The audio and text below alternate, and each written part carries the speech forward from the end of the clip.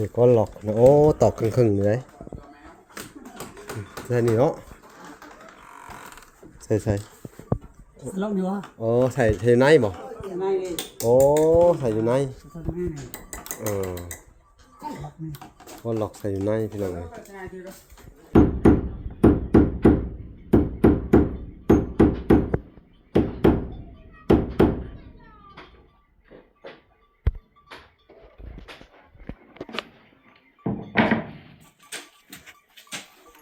พี่น้องเลย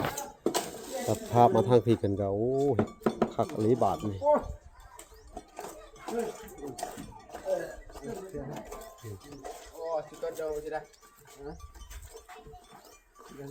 เอาละจอยนั่นไปเลยนี่เกี่ยวพูดเบิ้งกบหาวลายได้ฮะกบหนึ่งเนี่ยอ๋อจอยละไกลไปเลยเจียงพี่น้องเอ้ยเนาะทางเบิดนี่กะ8 โลเนาะพี่น้อง560,000พี่น้องเอ้ยโลหนึ่ง70เนาะก็สิใช้เงินของทางไอเกิดคือเก่าพี่น้องเอ้ยเนาะไปไหมโอ้ใครเบิ่งดูใครเบิ่งตัวนี้ฮะตัวนี้บ่ใครเบิ่งดูอันตรายเอาเจาะเขาจะให้เพิ่นไปปล่อยใส่อันซอยอยู่ใช่อันเอาไว้ในบ่อนสิเพิ่นกำลังเฮ็ดให้นี่พี่น้องเอ้ยเนาะ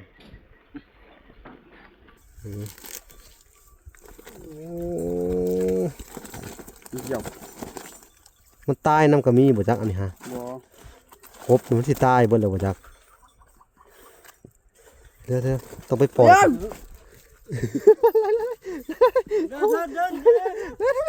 กลางคืนมาดอกไผ่อันนี้เอาแยงกว้างๆคักล้านนี่พี่น้องเอ้ยนี่ขายตัวนี้ขายตัวนี้เราเทลงไปโลดนี่นี่บ่อนกบขึ้นมาบางคุณไอเกิดเพิ่งเด้อมุ้ยตุ้ยอ่ะโดยขอบคุณไม่ได้ไอเกิดที่เชิญเราน้องตุ้ยขอให้พญาใจดีมีแต่ความสุขความเจริญความเจ็บใจได้ความขายยามีสาธุพี่น้องเอ้ย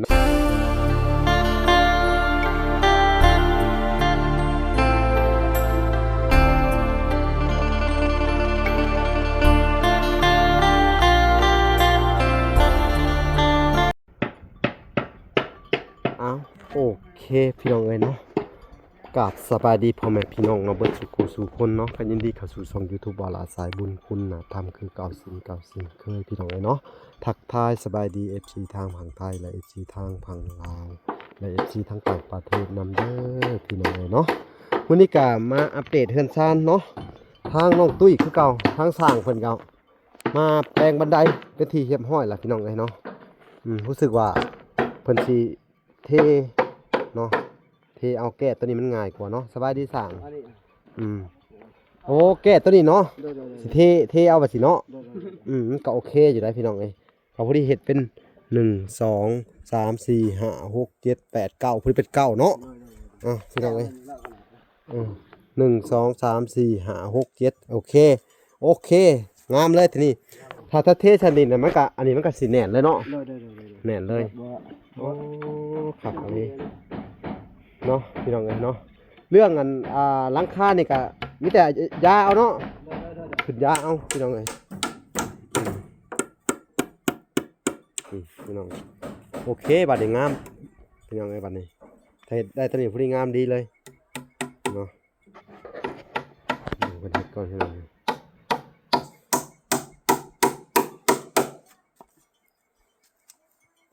ครับนี้บาทนี่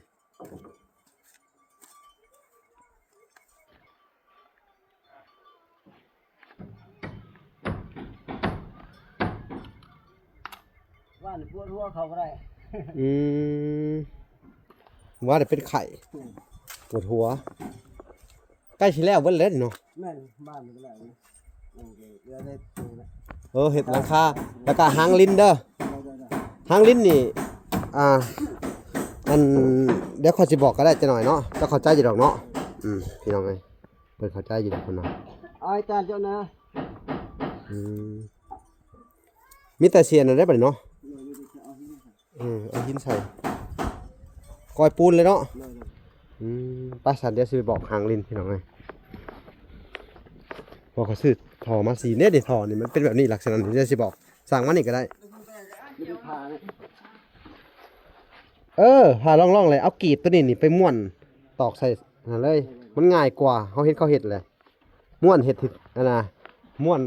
พอดีล็อกตัวนี้มันได้มันก็โอเคแล้วเลยเนาะ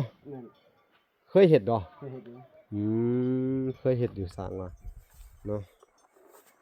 าะมันก็มีแต่ว่าตามนี่แหละสั่งไอ้คือเขาบอกกันแหละเนาะบ่มาเฮ็ดให้เจ้าดำเนินการเลย ให้แล้วเรียบร้อยกันจัง โดยเรื่องหลังคานี่ถ้าเฮาอยากฮู้ฮะอันน่ะแล่แบบนี้เนาะสิอธิบายให้ฟังเนาะมือเฮาฮู้บ่บอกบ่ได้มันหัวนี่ ฮู้อยู่เห็นอยู่ ถ้าเฮาบ่ฮู้นี่เฮาว่าสิดึกสายน้ำน่ะขึ้นไปสาดใส่เอาไปสั่นดีกว่าเนาะ นั่นก็ได้ เอาสายมือใดเจ้าสิเฮ็ดแล้วเจ้าบอกข่อยเด้อข่อยสิซื้อซิลิโคนมาให้หรือว่าแนวใดและข่อยอยากเบิ่งว่ามันได้มันหัวแล้วเอาสายน้ำขึ้นไปขุดแล้วมันหัวบันไดแล้วเฮาสิได้ฮู้เนาะนั่นแหละก็อย่างน้อยก็เฮาได้สอบมันบ่เป็นหยังดอกเนาะโอเคเฮาเข้าใจพี่น้องเนาะเพราะว่าทางเวลาก็อันเพื่อสิได้เข้ามาฮอดพี่สิเลยเนาะคือว่าแล้วก็ ทางยากเลย ทางยากเนาะก็บ่ได้คอยมาเบิ่งนํก็ขอโทษขออภัยนํเนาะเฮาก็บ่ฮู้ที่ว่าจังได๋เนาะพี่น้องก็มีแต่ว่าให้เจ้าปรับปรุงเนาะสั่งเลยก็คือว่าแหละสู้ๆมันผิดพลาดไปก็แก้ใหม่เนาะสร้างให้คนเฮ็ดผิดข้างก็ต้องแก้เนาะเพราะว่าอันอีกอย่างหนึงเฮาก็จ้างแล้วเฮาก็มันยังอยู่ในตอนจ้างนี่เฮาก็มันผิดพลาดตัวใดเฮาก็แก้ไปตัวนั้นเนาะบ่เป็นหยังพี่น้องเอ้ยเนาะเป็นจังได๋หายละไข่ฮะ ใช่เลย โอ้โดยเอาไปสอบเลยเอาไปสอบมาใส่แล้ว ไปเฮ็ดเวียกเลยเด้อฝากเลย เด้อเอาไปสอบ สิมอบให้เพิ่นเฮ็ดเวียกพี่น้องเอ้ยปัดนี่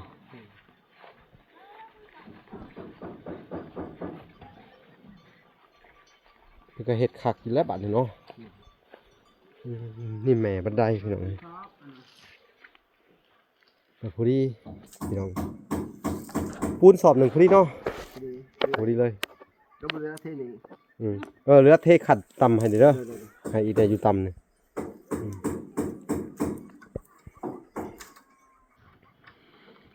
วิธีแก้บันไดอยู่เทิงเห็นงานมีแต่อันนั้นนะใส่อันนั้นประตู แม่น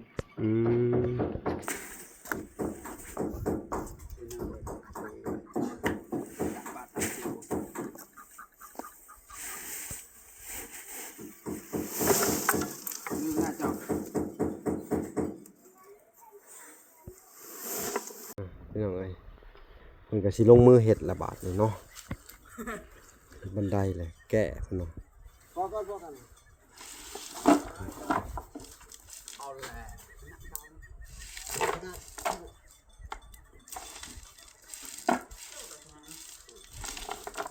ได้สังเกตเลย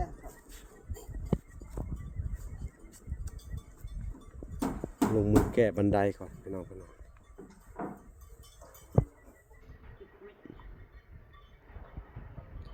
เดี๋ยวสิย่างขึ้นไปเบิ่งข้างบนนี่คือใส่อันน่ะบ่อันน่ะใส่ก้อนบ่ใส่ก้อนหลอกเบิดบ่นี่ใส่ก้อนหลอกนะโอ้ตอกครึ่งๆเลยใส่นี่เนาะใส่ ลองอยู่ฮะ อ๋อใส่ในบ่ ในนี่ โอ้ใส่อยู่ใน ใส่ในนี่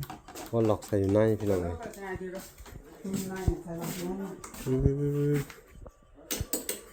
ขักเนาะมันขึ้นมาแล้วปิดเปิดมันโอเคขักอะไรบ้าง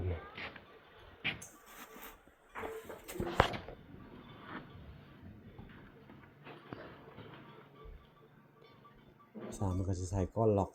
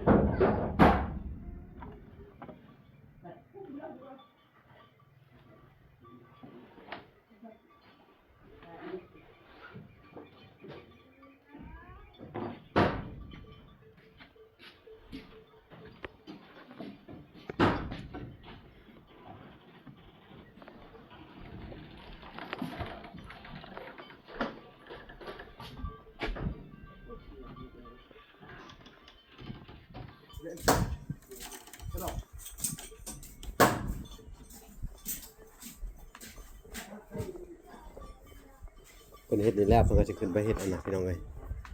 อันเฮ็ดทางดินพี่น้อง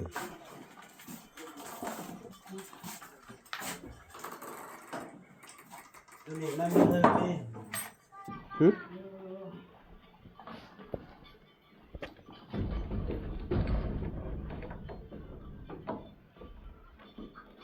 แม่งทำนั่น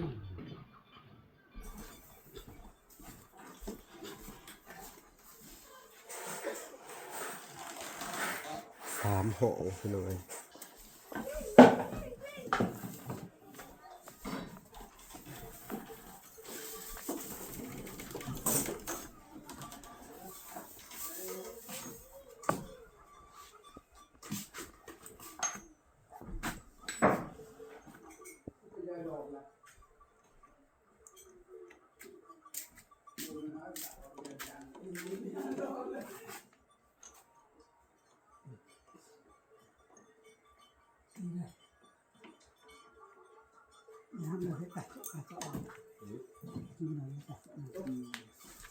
เพิ่นก็ใส่ไหลใส่ก้อนมันพี่น้องเอ้ยก้อนหลอก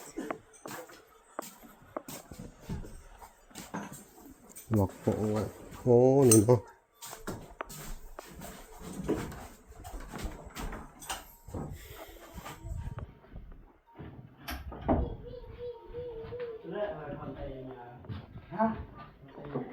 เขาตีจิตลุจิตละเจ้าชาจิตลุแต่ว่าหายเยอะเนี่ยเจ้าตาเนี่ยอะไรวะจิตลุแต่ว่าหายไร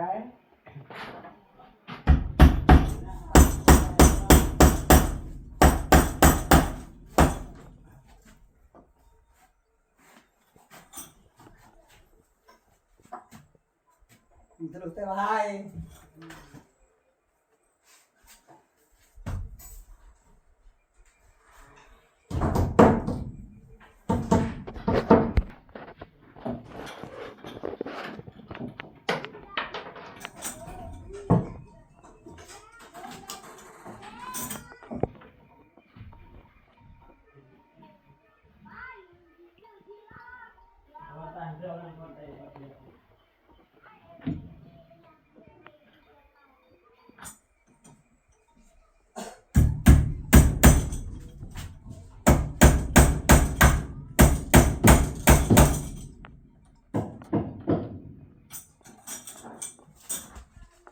มันก็ใส่น็อตยิงเอาเนาะ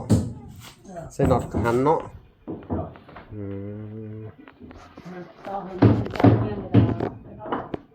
โอ้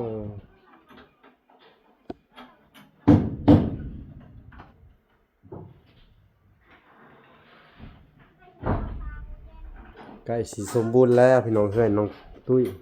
เหลือแต่ขั้นตอนสุดท้ายพี่น้องเอ้ยเฮ็ดอันสังกะสีคือว่าขึ้นไปอันหญ้าเนาะไปหญ้าแล้วก็เฮ็ดหลังคาได้จบเลยพี่น้องเอ้ย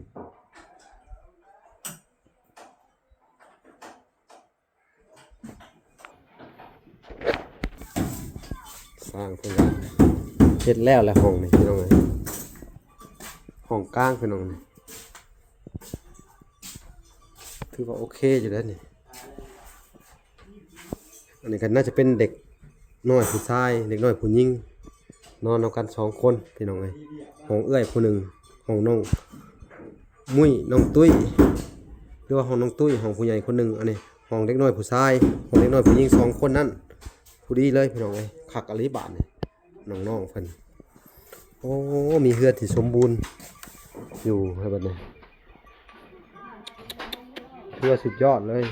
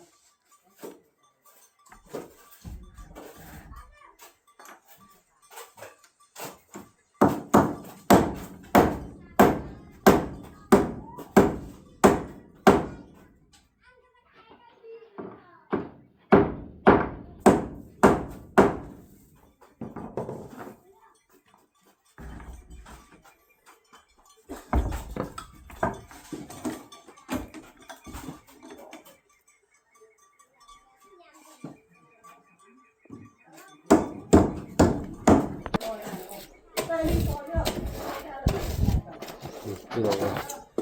ตัดภาพมาทางพี่กันก็โอ้เฮ็ดคักอลีบาทนี่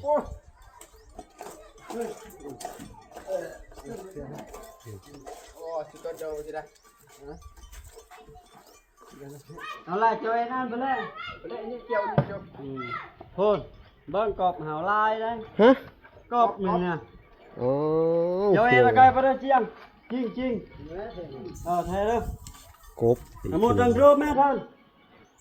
ได้ตามเราเด้อเอาเราเด้อก บบริหักขาบ่นี่ฮะ ว่า จักโลทั้งเบิดนี่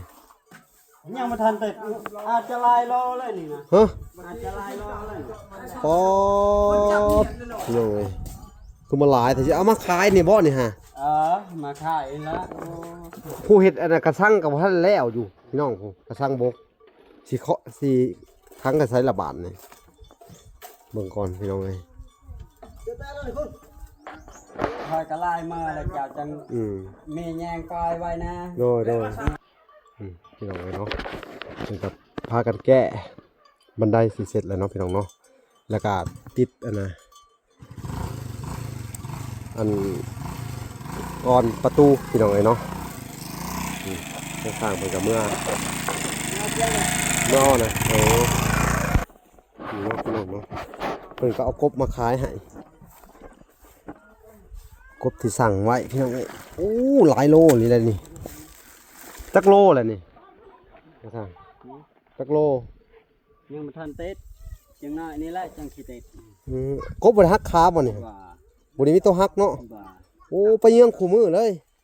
อ๋อเยื่องแต่ช่องคืนเท่านั้นแหละแล้วก็ มเบิ่งดูโอ้กบเรียหล่ออันนี้ฮะเขากำลังเฮ็ดอันน่ะตะนางอยู่พี่น้องเอ้ยเฮ็ดบ่อนคังอยู่เนาะเฮ็ดกระสังใหม่กระสังบกอยู่ทางน้องตุ้ยเพิ่นกำลังเฮ็ดอยู่เนาะเอาสบายดีน้องมุ้ยอันน่ะ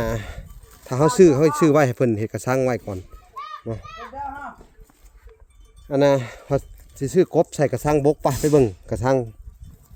งบกพี่น้องเอ้ยสิซื้อกบไว้ให้เพิ่นก่อนเพิ่นเฮ็ดกระสังแล้วโอ้สบายดีน้องแวง ไปดิ คุณเด็กๆสบายดี เอาเอง นี่พี่น้องไงตัดภาพมาอยู่ทางอันเอาน้องตุ้ยกับน้องตุ้ยพี่น้องไงเศษกระสังกบพี่น้องไงลองเห็ดเลี้ยงบนในโคกลองเบิ่งนะเอาจอดกันเด้อสบายดีน้องตุ้ย สวัสดี เห็ดกระสังมันบ่นี่เอาจอดกันมาสินี่เห็ดสีแจ้สีมุมไปนี่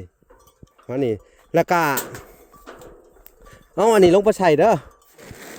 ผ้าบัดนี่ลงไปกลางไว้เห็ดเป็นสี่มุมแล้วเอาน้ำเข้าไปใส่เด้อลองเบิ่ง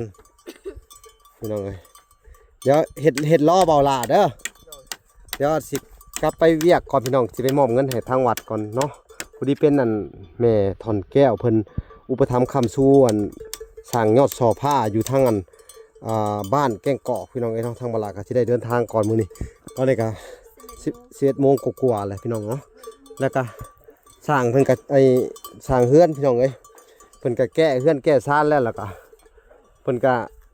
ขายกบให้อีกบาทนี่เดี๋ยวสิไปเบิ่งกบนะเพิ่นสิซื้อไว้เลยให้เจ้าเอามาเทใส่นี่เด้อมาเทใส่เอาน้ำใส่เลยอันน่ะบ่ให้มันอันน่ะเด้อบ่ให้มันออกกบนี่เดี๋ยวสิมาเบิ่งมาติดตามนํนี่แหละใส่สังกะสีนี่ก่อนใส่สังกะสีอุดดีๆแล้วก็เอาผ้าบัดเนี่ยเข้าไปกลางเข้าใจอยู่ดอกเนาะไปกลางแล้วเอาน้ำใส่เฮ็ดเป็นสีแจ้กระสังบกขนาดเข้าใจแล้วก็เอาน้ำใส่มัดมุมมันดีๆพี่น้องเอ้ยน้องๆเพิ่นก็มาซอยเอาเนาะเขาก็สิให้ซุเพิ่นเฮ็ดเวียกไปเนาะแล้วสร้างเพิ่นก็อันน่ะสิสร้างกบเบิ่งบัวจักโลพี่น้องเอ้ยเนาะเดี๋ยวเขาจะไปเบิ่งกบนะเพิ่นก่อนจังสิได้เดินทางกลับเนาะพี่น้องเนาะมันเที่ยงเลย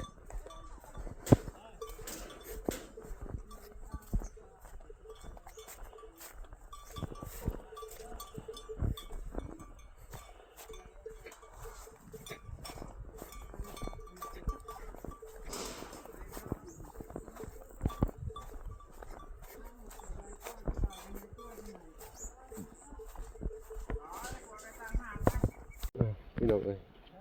ทางสร้างเพิ่นก็ไปเอาซิงมาเลยเนาะ ขอโทษเรื่องฟัง ไปเฮ็ดเกียงปาดหน้านี่เนาะ เอาเวียดอ่ะโจ๊กเอามาโจ๊กฟังเรื่องเดียวจับมา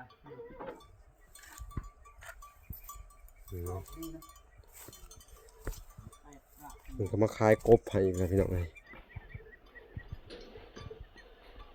เบิ่งก่อนจักโลจะได้ไปเทใส่น้องสะไว้คือเก่าแล้วก็อีกถุงหนึงสิได้ให้น้องๆเพิ่นนั่นใส่นะอันใส่กระสังบกที่เพิ่นกำลังเฮ็ดไว้นี่เนาะอันนี้พี่น้องเอ้ย ไอ้เจ้าไอ้เจ้าไอ้เจ้าปลาไปซอด3โลปลาย 3 โลปลาน่าจะดุงกว่านี้นะ 3โล37 รอ1 กรัม 37 21 2เซนเอ็ดตัวนี้ก่อน 2แสนเนาะ 2 แสน 2แสนอันน่ะ2แสน10 2 แสน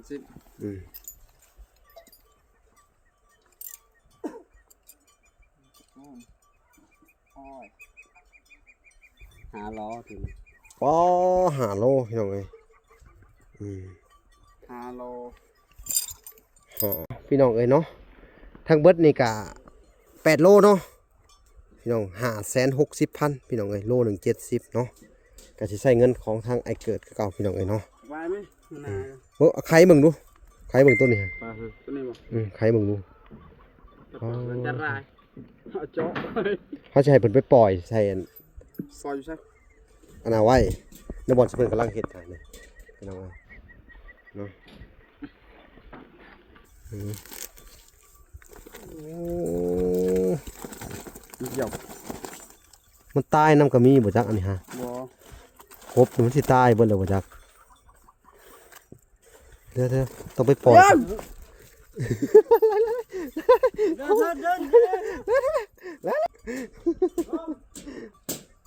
ทำตายนะ เอาไปปล่อยใส่กระสังมาก่อนเนาะเดี๋ยวมันตายเดี๋ยวจะบ่ได้จับคืนขึ้นมาพี่น้องเอ้ยเอาใช่ไหมเดี๋ยวเอาสิให้น้องอันน่ะตุ้ยมาเอาไปใส่กระสังปะสร้างถือไปถือไปปล่อยใส่กระสังไว้ก่อน เล็กกระถางจะเบิ่งพักหนึ่งเลย ก็บอกกระสังผูกกระสังปลาผมไปบ่ได้เขาจะเอาขึ้นมาค้างไว้พี่น้องเอ้ยเนาะ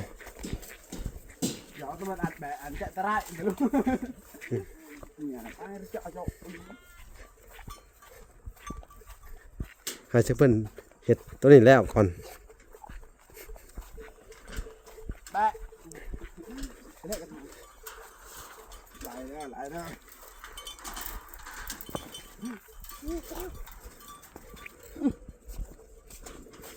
เปียปัดเลยนะ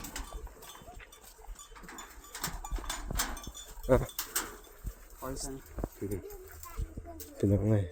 ส่วนเฮ็ดวันนี้แหละให้เพิ่นเฮ็ดว่าสิแหละ4มุมพี่น้องเอ้ยคักอะเลยแล้วเขาจะเอากบมาปล่อยชนิดเป็นนี่เฮ็ดกระสังบกพี่น้องเอ้ยตัวนี้นี่เอาผาตั้งอันนี้ก็เป็นจุดประสงค์ของทางไอเกิดเพิ่นพี่น้องน้องๆเพิ่นก็พร้อมเพรียงกันเฮ็ดกับอ้าวเพิ่นเนาะมุ้ยป้าไปปล่อยกบ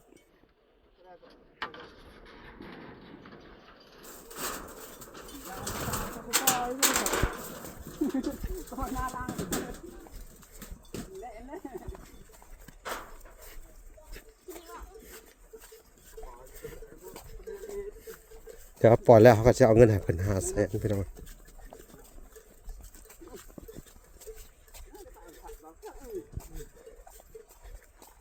บนใหญ่เนาะ โอ้ระเบลอยู่พี่น้องมันงอยระเบลนี่โซล่าร์เซลล์กลางคืนมาดอกไผ่อันนี้ เอาแยงกว้างๆจะคักล้าน นี่พี่น้องเอ้ยนี่ขายตัวนี้ขายตัวนี้เราเทลงไปโลดนี่นี่บ่อนกบขึ้นมางอยพี่น้องอันนั้นไปแป้งใหม่เด้อยันตัวน่ะฮะลงไปแป้งใหม่ เอาเลยปะ ลองเลยบานนี่พี่น้องเอ้ยเล็ด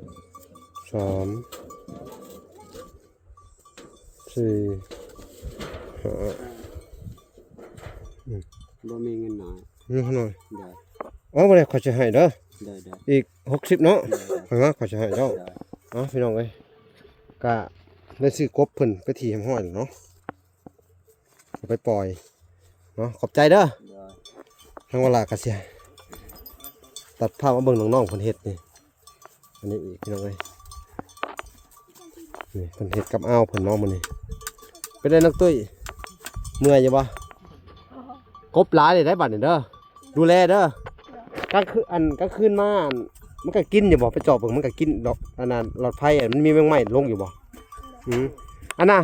น้องตุ้ยเจ้าแยงมันจากตกลงฮะไปเอาไม้ไปซักใส่ข้างมันนี่เด้อมัดมันบ่ให้มันหลุดลงเด้ออ้าวพี่น้องเอ้ยกับผู้ดีผู้แหละหันมันใหญ่มันยังกับพานกินได้บัดนี้เดือนนั้น1เดือน2ยังบ่มีอาหารกันกินได้บัดนี้เนาะเดือน1เดือน2หาอาหารยากได้บัดนี้เนาะก็พากันกินได้เลยเนาะอันนี้ก็คือว่าเพิ่นซอยสุดๆเลยได้นี่เด้อซื้อกบเนี่ยก็ประมาณ7-8 แสนแล้วบ่พี่น้องเอ้ยเนาะดูแลดีๆเด้อเอาฝากไว้น้ำเจ้าแหละเอาพี่น้องเอ้ยก็สิให้น้องๆตุ้ยครับมุ้ยเอาขอบบุญขอบคุณไอ้เกิดเพิ่งเด้อมุ้ยตุ้ยโดยขอบคุณไม่ได้ไอ้เกิดที่เชื่อเราน้องตุ้ยขอให้พญาใจดีมีแต่ความสุขความเจริญความเจ็บจะได้ความขายยามี สาธุพี่น้องเอ้ยเนาะโอเคพี่น้องเอ้ยทางเวลาก็สิได้ออกเดินทาง อันก่อนพี่น้องเอ้ยคลิปนี้ก็มาอัปเดตเฮือนซ่านเพิ่นแล้วก็มาเบิ่งน้องๆเพิ่นเฮ็ดสวนเนาะอันนี้ตามจุดประสงค์ของอันไอเกิดเพิ่นเนาะมามื้อหน้าเฮาจังสิมาอันมีทางผู้ใหญ่เพิ่นสิให้กำลังใจเด้อเพิ่นบอกว่าให้ทางอันบ่ล่ะนี่จ้างทุกเจ้าเฮ็ดหัวเฮ็ดสวนแล้วจ้างแล้วก็มาเบิ่งนํกันว่าสิเฮ็ดหยังแหน่เด้อเฮ็ดอยู่ในนี่แหละพี่น้องเอ้ยเนาะเพิ่นว่าอันน่ะสิ้นเดือนเพิ่นว่าสิพากอันกำลังใจมาให้เด้อพี่น้องเอ้ยเอ้าโอเคพี่น้องเนาะทางบ่ล่ะก็สิมาติดตามใหม่อีกทีหนึงเนาะเพราะว่าผ้าวแห้งอะไรพี่น้องตอนนี้มันก็เที่ยงแล้วเวลาที่ผ้าวไปเฮ็ดบุญอยู่ทางวัดพี่น้องทางแก่งกอกพี่น้องเอ้ยเอ้าคลิปนี้ก็บ่มีหยังพี่น้องเอ้ยทางบ่ล่ะก็สิขอตัวอำลาไปก่อนเนาะพี่น้องเนาะพบพอกันใหม่อีกคลิปหน้าพี่น้องเอ้ยเอ้าโอเคขอกล่าวคำว่าสบายดีและสวัสดีเด้อพี่น้องบ๊ายบาย